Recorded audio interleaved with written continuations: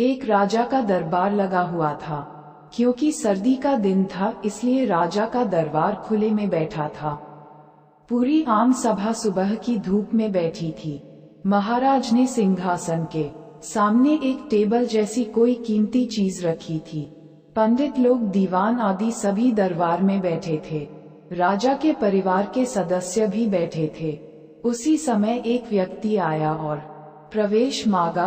प्रवेश मिल गया तो उसने कहा, मेरे पास 2 वस्तुएं हैं। मैं हर राज्य के राजा के पास जाता हूँ और अपनी बात रखता हूँ, कोई परख नहीं पाता, सब हार जाते हैं और मैं विजेता बनकर घूम रहा हूँ। अब आपके नगर में आया हूँ।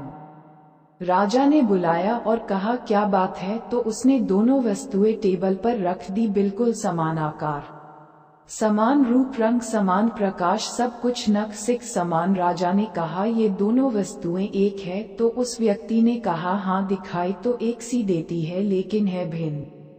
इनमें से एक है बहुत कीमती हीरा और एक है कांच का टुकड़ा, लेकिन रूप रंग सब एक है। कोई आज तक परख नहीं पाया कि कौन सा हीरा है और कौन सा कांच। कोई परख कर बताए कि ये हीरा है, ये कांच। अगर परख खरी निकली तो मैं हार जाऊंगा और यह कीमती हीरा मैं आपके राज्य की तिजोरी में जमा करवा दूंगा। यदि कोई न पहचान पाया तो इस हीरे की जो कीमत है उतनी धनराशि आपको मुझे देनी होगी। इसी प्रकार मैं कई राज्यों से जीतता आया हूँ। राजा ने कहा, मैं तो नहीं परख सकूंगा। दीवान बोले, हम भी हिम्मत नहीं कर सकते क्योंकि दोनों बिल्कुल समान है।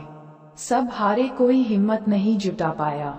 हारने पर पैसे देने पड़ेंगे, इसका कोई सवाल नहीं, क्योंकि राजा के पास बहुत धन है। राजा की प्रतिष्ठा गिर जाएगी, इसका सबको भय था। कोई व्यक्ति पहचान नहीं पाया। आखिरकार पीछे थोड़ी हलचल हुई। एक अंधा आदमी हाथ में लाठी लेकर उठा। उसने कहा, मुझे महाराज के पास ले चलो। मैंने सब बातें सुनी है और यह भी सुना कि कोई परख नहीं पा रहा है। एक अवसर मुझे भी दो। एक आदमी के सहारे वह राजा के पास पहुंचा। उसने राजा से प्रार्थना की, मैं तो जन्म से अंधा हूँ, फिर भी मुझे एक अवसर दिया जाए जिससे मैं भी एक बार अपनी बुद्धि को परखूं और हो सकता है कि सफल भी हो जाओ, और यदि सफल न भी हुआ तो वैसे भी आप तो हारे ही है। राजा को लगा कि इसे अवसर देने में क्या हर्ज है। राजा ने कहा, ठीक है। तो उस अंधे आदमी को दोनों चीजें छुआ दी गई और पूछा गया, इसमें कौन सा हीरा है और कौन सा कांच, यही परखना है। कथा कहती है कि उस आदमी ने 1 मिनट में कह दिया कि यह हीरा है और यह कांच। जो आदमी इतने राज्यों को जीत कर आया था वह नतमस्तक हो गया और बोला, सही है, आपने पहचान लिया, धन्य हो आप। अपने वचन के मुताबिक ये हीरा मैं आपके राज्य की तिजोरी में दे रहा हूँ। सब बहुत खुश हो गए और जो आदमी आया था वह भी बहुत प्रसन्न हुआ कि कम से कम कोई तो मिला परखने वाला।